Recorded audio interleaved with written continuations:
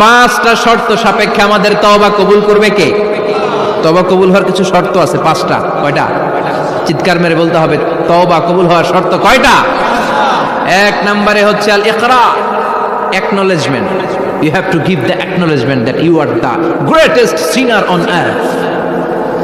আপনাকে ঘোষণা দিতে হবে যে আপনি পৃথিবীর সবচেয়ে বড় পাপী। এক নম্বর শর্ত, আপনি বলেন যে আল্লাহ, আমার চেয়ে বড় পাপী নাই, আকাশের নিচে জমিনের উপরে আমি সবচেয়ে বড় পাপী, এমন কোনো পাপ নাই যেটা আমি করি নাই, ঠিক কিনা? এক নম্বরে পাপের ঘোষণা দেন। দুই নম্বরে আন-নাদাম, নাদাম মানে repentance. You have to be repentant for what you have done. আপনাকে অনুতপ্ত হতে হবে, চোখের পানি ছাড়তে হবে। আল্লাহ, আমি লজ্জিত, আল্লাহ আমি নাদান, আমি পিশাচ, আমারে মাফ করে দাও। তার মানে স্বীকার গেলেন কি অন্যায় করেছেন। দুই নম্বরে আপনি অনুতপ্ত হলেন। তিন নম্বরে স্টপ, যেই পাপ করতেছিলেন ওইটা থামান। Stop what you have done, যেটা করতেছিলেন আগে থামান। আপনি সুদ খাইছেন, অনুশোচনা আসলো, মাফও চাইতেছেন, আবার সুদও খাইতেছেন, হবে? আপনি ঘুষ খেয়েছেন, তওবা শুরু করলেন, আবার ঘুষও খেয়ে যাচ্ছেন, হবে? থামেন, স্টপ। তিনটা গেল। চার number, to hate what you have done, ঘৃণা করতে হবে, যে পাপটা করেছেন মন থেকে ওই পাপটাকে ঘৃণা করতে হবে। পাঁচ নাম্বার শর্ত হচ্ছে to determine that you never repeat this sin again in your life. আল্লাহর ওয়াদা দেন, কমিটমেন্ট দেন যে আল্লাহ, আমার জীবনে পারতপক্ষে এই পাপ জীবনেও করব না। চিৎকার করে বলেন ঠিক কিনা? তার মানে আপনি স্বীকার যান, তারপরে আপনি অনুতপ্ত হবেন, যে পাপ করেছেন থামিয়ে দিবেন, পাপটারে মন থেকে ঘৃণা করবেন, আর আল্লাহরে ওয়াদা দিবেন আল্লাহ আর করব না। এই পাঁচটা শর্তের আলোকে তওবা করলে জীবনের সব গুনাহ মাফ করে দিবে কে?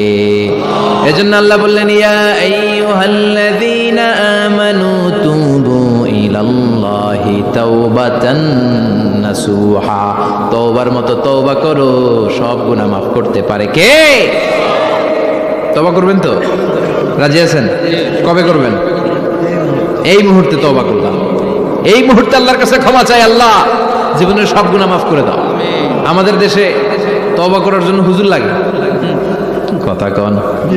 পিসা হুজুর, বড় হুজুর, ছোট হুজুর, হাফেজ সাহেব লাগে না? হাফেজ সাহেব, ইমাম সাহেব, এদের ছাড়া নাকি তওবা হয় না। না, এটা ভুয়া কথা। আপনি অনুতপ্ত হন, আপনি চোখের পানি ছাড়েন, আপনি আপনার রবরে বলেন, ক্ষমা করে দিবে কে? ইমাম সাহেব আসতে হবে, শর্ত না।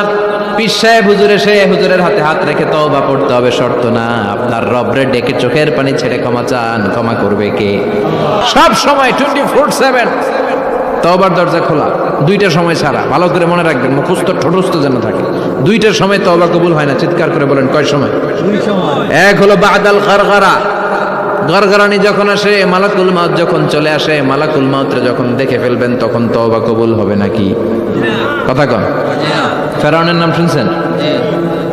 ওরা যখন আল্লাহ লোহিত সাগরে ডুবাইয়া পানি খাওয়াইতে লাগলো, পানি খাইতে খাইতে পেটটা হয়েছে এত বড়, আর পানি খাইতে পারেন। এরপর হাত তুলে কয় আনা মিনাল মুসলিমিন, কোরআনের আয়াত, আনা মিনাল, হাত তুলে কয় আমি মুসলমান। ফেরাউন না বলে মুসলমান, আমরা যেমন কই, কথা কন। ফেরাউন হাত তুলে কয় আনা মিনাল মুসলিমিন। আল্লাহ কয় টাইম ইজ আপ, দেরি করছস, অনেক সময় দিলাম, অনেক সুস্থ রেখেছি, ক্ষমতা দিয়েছি, দাপট দিয়েছি, তখন যদি ঘাটটা নত করে, মাথাটা নত করে একবার ক্ষমা চাইতি, ফেরাউন তোরেও ক্ষমা করে দিতাম। কিন্তু সময় শেষ হওয়ার পরে আমি মুসলমানদের অন্তর্ভুক্ত বললে কোনো লাভ হবে নাকি? আল্লাহ বলল সময় নাই, সময় শেষ। কারণ মুসা আলাইহিস সালামের চাচাতো ভাই অনেক দাওয়াত দিল, জাকাত দেই, কারণকে জাকাত দিব না, এই সম্পদ আমি কামাইছি, আল্লাহ দেয় নাই। মুসা আলাইহিস সালাম বললেন তাহলে আযাবের অপেক্ষা কর, আযাব চলে আসে। আল্লাহ বলেন মুসা সেফ জোনে যাও, সরো, এখনই আযাব। ফাখাসাফনা বিহি ওয়া বিদারিহিল আরদ, পুরো ফাইমের জমিনটার আল্লাহ কাঁপিয়ে দিলেন, আর কারুনকে সহ পুরো সম্পত্তি তার জামিনের ভিতরে দাবিয়ে দিলেন। হাঁটু পর্যন্ত কারুন দেবে যায়, ভাবছে উঠে যাবে, কোমর পর্যন্ত দেবে যায়, ভাবছে উঠে যাবে, গলা পর্যন্ত যখন দেবে যায় আর সুযোগ নাই। কয় মুসা আমার সব সম্পত্তি তোরে আর তোর আল্লাহরে দিয়ে দিলাম, আমারে বাঁচা, আমারে সব সম্পত্তি তোর আর তোর আল্লাহ, আমারে খালি বাঁচা, চাচা আপন প্রাণ। আল্লাহ বলে সময় শেষ। তার মানে বাদাল গারগারা তওবা কিন্তু আর কবুল হয়।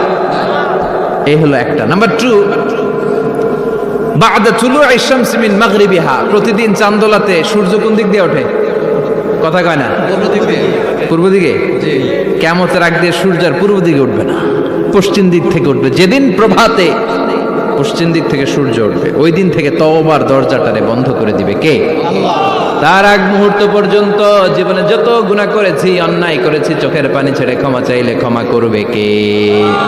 শয়তান আল্লাহরে চ্যালেঞ্জ দিছে, আল্লাহ তুমি আমারে জাহান্নামে পাঠাবা, আমিও তোমার বান্দা করে লয়ে একসাথে জামাতে ঢুকমু, একা ঝুঁকবো না, একা যাব না, তোমার বান্দাদেরকে সবগুলারে জাহান্নামী বানায়া তারপরে ঢুকমু।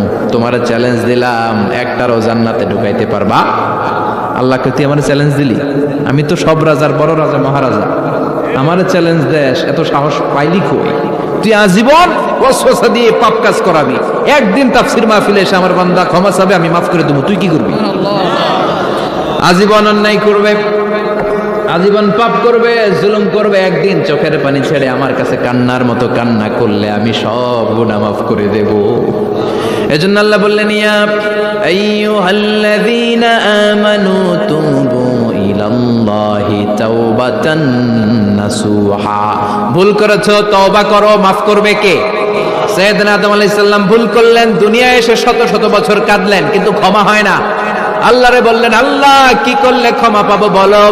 ফাতালাক্কা আদামু মির রাব্বিহি কালিমাতিন ফাতাবা আলাইহি। আল্লাহ বললেন, ও আদম, তোমারে কিছু কালেমা শিখায় দেই, এই কালেমাগুলো দিয়ে আমার কাছে দোয়া করো, ক্ষমা করে দেব। আল্লাহ শিখায় দিলেন, ও আদম, দুই হাত তুলে চোখের পানি ছেড়ে আমার কাছে পড়ো, রব্বানা, পড়েন, রব্বানা যালামনা আনফুসানা ওয়া ইল্লাম তাগফির লানা ওয়া তারহামনা লানাকুনান্না মিনাল খাসিরিন। এটা শিখাইতেছিল আল্লাহ। আল্লাহ, আমি জুলুম করেছি, অন্যায় করেছি, ভুল করেছি, পাপ করেছি, তুমি যদি ক্ষমা না করো, ক্ষমা করার কেউ নাই, ঠিক কি না?